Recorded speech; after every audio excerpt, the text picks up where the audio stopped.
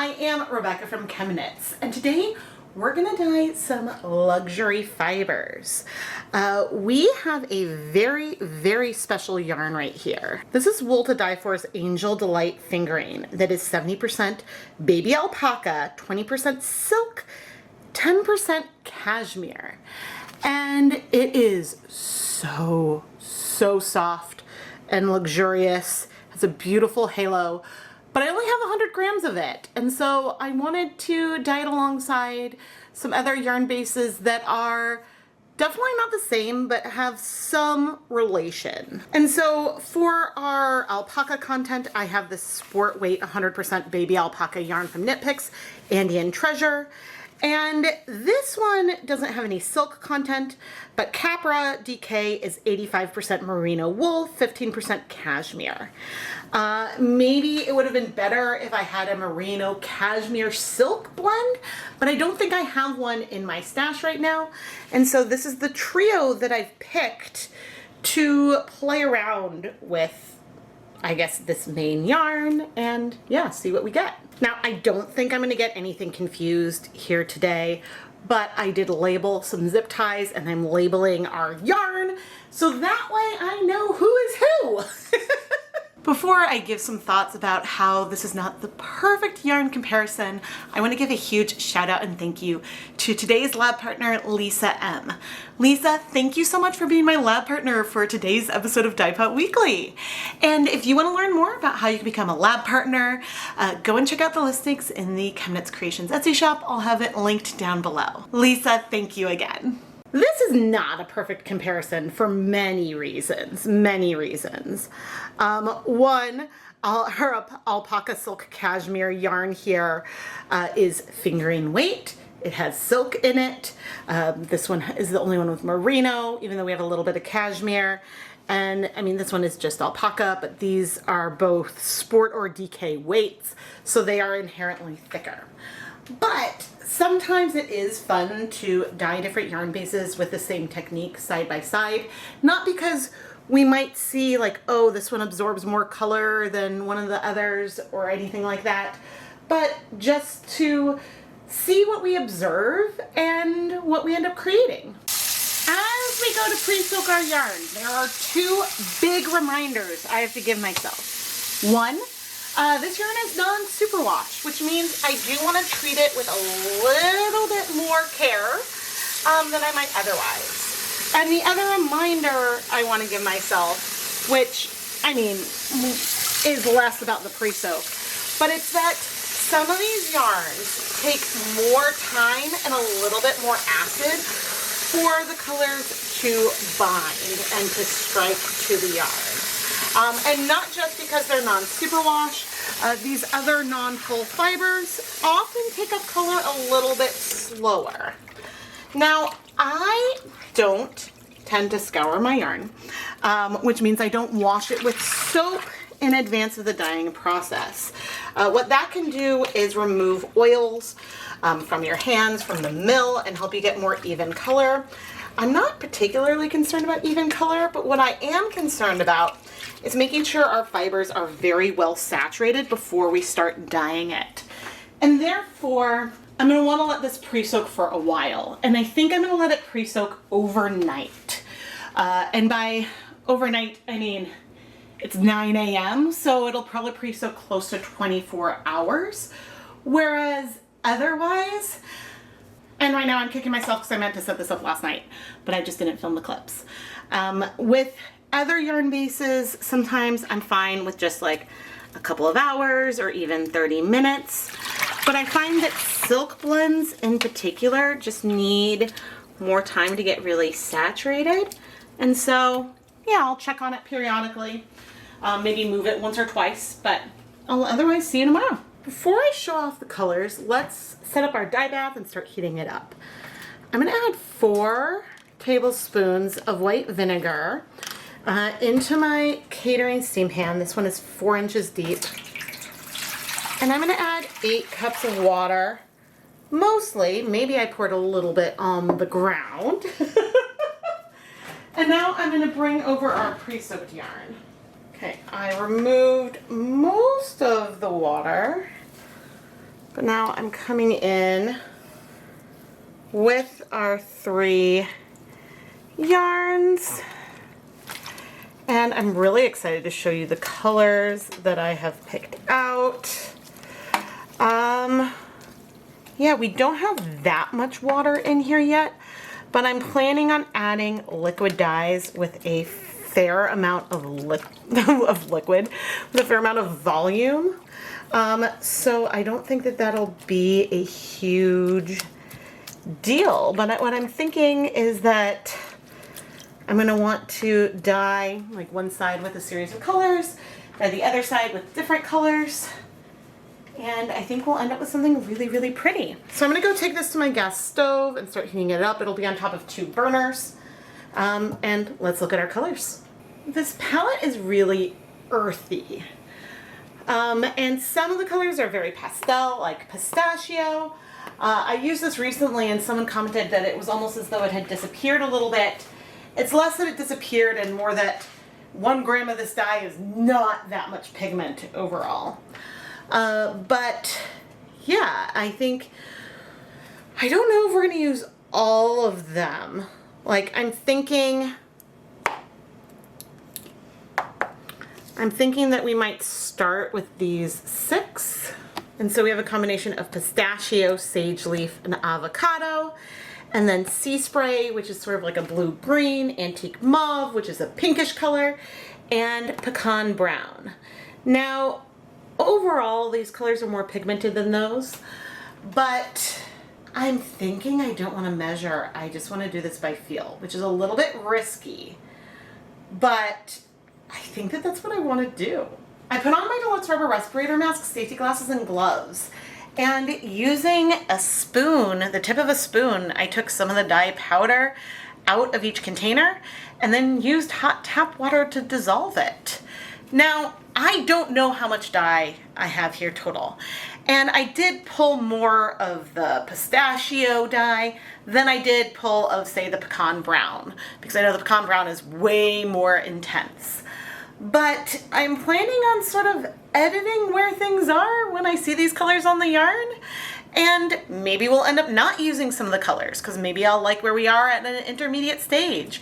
Or maybe I'll hit a point on the colorway where I'll think, ooh, that Sage Leaf, man, I want more of that. I need to get more of that color for our yarn.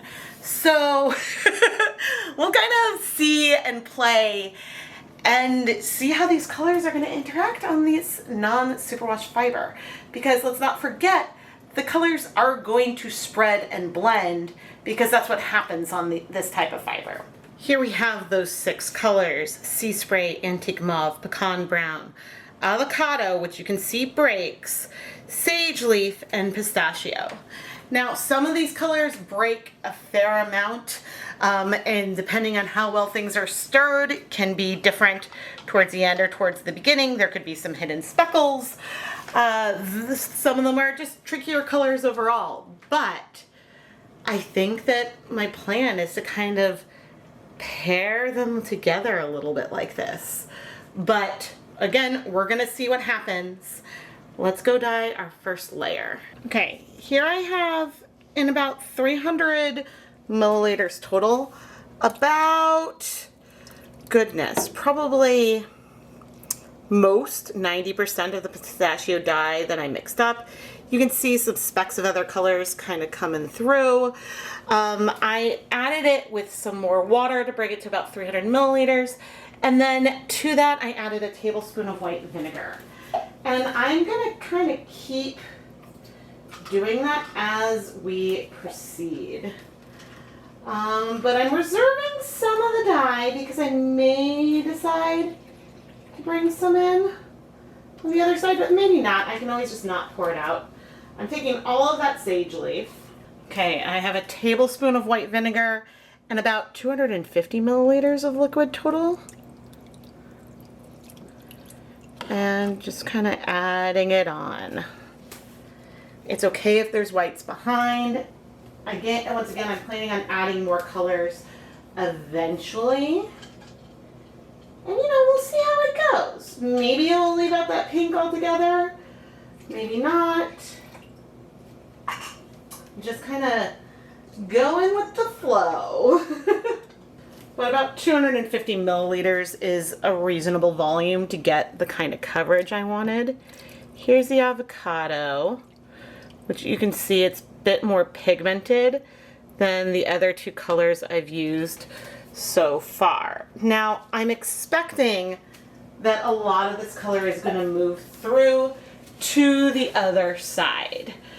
I will say, even though I'm planning on adding more colors, which will add dimension and things to this, I think that these three colors on their own, even with the speckles we're getting from the pistachio, I'll show you that in a moment, but I think that this color progression is so pretty, and Rebecca and I want to revisit that. But here are some of those speckles we got from the pistachio. There is a blue pigment in there that takes longer to dissolve, and that's resulting in these little speckles. Now today, I don't mind. I picked colors knowing this could happen. If this is something that bothers you, I would recommend either picking different colors, sorry, or potentially dissolving your dyes in boiling water versus hot tap water, so that way it dissolves better, and really stirring and shaking and giving it that time to allow everything to dissolve, versus mixing it up and adding it onto the yarn. But I happen to kind of like it. Sometimes those properties are just things that are worth leaning into. Now, we have some breaking over here with the avocado as well, but instead of being blue, trying to get the camera, we have some like rust colored brown notes. But I'm gonna leave everything on medium-low heat. I'm gonna go ahead and set a timer for 10 minutes and we'll come back and see where things are. It's 10 minutes. Let's see.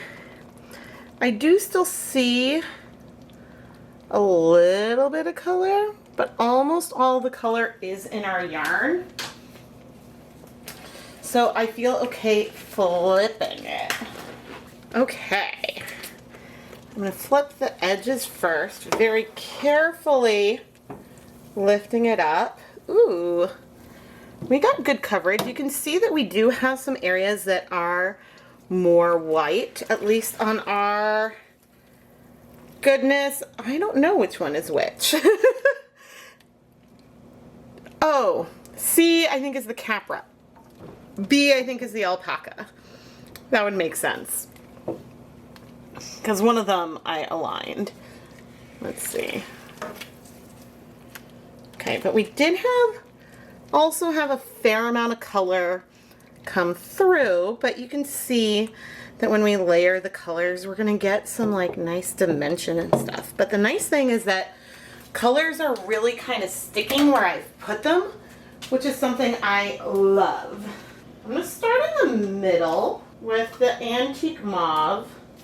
And I have a tablespoon of white vinegar here with about 250 milliliters of water.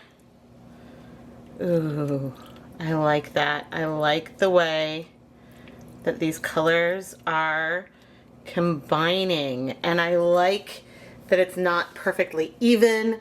I like the earthiness, but also the floral quality we have there. Now I have to decide. I think I want to reverse things a little bit. Originally I had planned to pair the sea spray with the avocado. I almost didn't add the acid, and then I decided to at last minute, but I'm thinking, I think I'm gonna bring this over with the pistachio. And this is our sea spray. And we've got, again, these green undertones. And part of the reason why I decided to do it this way is because we had that little bit of blue undertone with the pistachio, and our avocado has a little bit of brown undertone in it. Now, could I have used the same green all the way over and played with these colors? Sure. Absolutely, I could have done that. But, you know, it's fun to play with different colors and just see where this is going to bring us. And I will say that for right now, everything feels very, very similar. This yarn is so pretty. I feel like a lot of the effects could be similar. I'm going to set a timer for 10 minutes, but I feel like a lot of the effects could probably be similar. Whether, ironically, the brown almost feels like it disappeared. Is that just me? Things feel similar on the 3 yarns so far, but things may have been similar without me moving it if on the same side. I played around with another color, but I like that we're going to get this dimension in here, and I'm very, very excited. And all 3 yarns seem to be absorbing the color pretty quickly.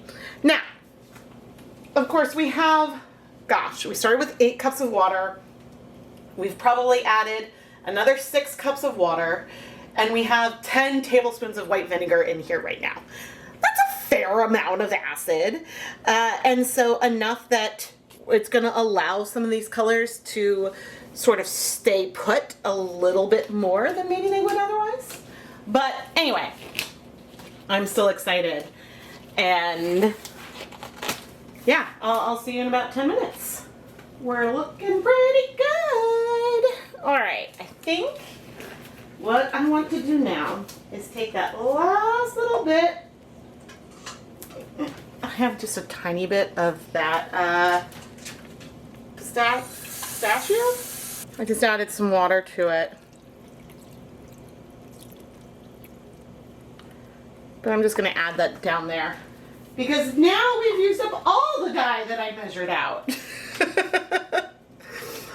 Oh man, I really, really love the way that this pink color is sort of leaning in with the brown. I think that this is so fun and earthy, and I love it. All right, I'm gonna heat this for 30 minutes. I suppose I didn't check. I already took my gloves off. But yeah, most of our color had absorbed. I mean, I just added color down there, so that one hasn't. But anyway, I'll see you in 30 minutes. It's been 30 minutes, and now I'm gonna turn off the heat and let everything cool in here completely. Now, I have checked on it. I do think all the color is in the yarn, but I just don't want to manipulate things very much yet. So I'll be back once things are cooler and we could see what the other side looks like. Okay, let's flip everything over just to look at that reverse side. Rebecca, you need to write down this combination of pistachio plus sea spray. To be fair, this is the old sea spray, but those colors layered beautifully. Actually, every single combination we did here was great. And I even checked the interior of the skeins, but things feel pretty great in terms of coverage. Now, everything looks pretty similar so far in terms of saturation and whatnot. Like, I'm not noticing one that feels way darker than the others, but let's go ahead and take it to the sink and wash it. The camera wasn't on. I added some dish soap in here, put the yarn in. Maybe there's a hint of some yellow coming out, but not much. What I was about to say is that I really don't see many differences between the bases. I didn't really observe much as we were working on it, which honestly is a really good thing. Now, we may notice more differences, especially in our silk blend once things dry, but sometimes you feel a big difference when you're dyeing things side by side. Other times I pick things that maybe have enough of a relationship with one another that we're not seeing something right away.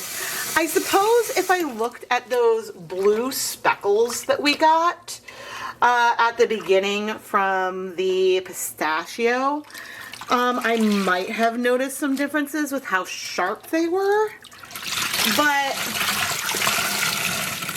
this is looking great, and I think that color has resolved. I'm gonna go ahead and pop all this through my spin dryer and hang it up to dry so we can actually compare everything. While wet, everything felt very, very similar. Dry, Our Capra, our Merino Cashmere blend is the most pigmented. Followed by, I mean, it's pretty close if we're looking at the 100% alpaca or our Alpaca Cashmere Silk blend. I expected this one to be a little bit lighter and less pigmented. I didn't really expect this one to be. But even with that, and I mean, I'd say that flipping it, I would say that the order, I mean, I'm keeping this one in the middle, but this one is the most pastel. You can see that we do have more pigmentation like in here and here. Fiber differences aside, I think that the layering of color that we have in each of the sections from what we did on each side turned out really cool, and I adore the dimension that we have in there. Is this the best comparison on what these 3 different yarn bases can do? No. Does it give us a bit of a first impression and observation? Yeah. If we had 3 identical skeins of yarn in the pan, we could have a little bit of the variation we have here. But I do feel like our fiber content really has an impact here. Things feel a little bit more similar twisted. And once again, we have our Merino Cashmere, our Alpaca Silk Cashmere, and our 100% alpaca yarns here. Lisa M., thank you so much for being my lab partner for today's episode of Dyepot Weekly. I honestly don't think I've ever dyed this Alpaca Silk Cashmere blend before. This Angel Delight fingering. It's so soft and drapey and has a lovely sheen. I may need to revisit it in the future. If you want to learn how you can become a lab partner like Lisa, go and check out the listings in the ChemKnits Creations Etsy shop. Lisa M., thank you again for being my lab partner, and I really hope you're going to love your yarn. And speaking of all the yarn, if you love what I've created here and want to bring home some ChemKnits yarn, the shop is filled with hand-dyed yarn featured in my videos, and I try to include the video title and publication date in the listings so that way you can go see how I made the yarn before you decide to bring it home or after you've brought it home and want to work with it. I'll link to my shop down in the video description. I am Rebecca from ChemKnits, and I mostly dye wool and wool-based yarns. Sometimes I've got blends, but I don't venture away from sheep wool very often. It is really easy to dye, and other fibers are as well. It's just I don't play with them as often. So if you want to see me do more videos with alpaca, with cashmere blends, I don't think I have a good source for 100% cashmere. I don't think you're going to see me dye that. There are some things that might be too expensive for me to dye. But if you want me to play around with more fiber types, please let me know down in the comments section. And while you're there, give the video a thumbs up, subscribe, share this with your friends, do all the YouTube-y things. It helps the channel grow, and yeah, helps me keep playing with color and yarn. Thank you so much for watching.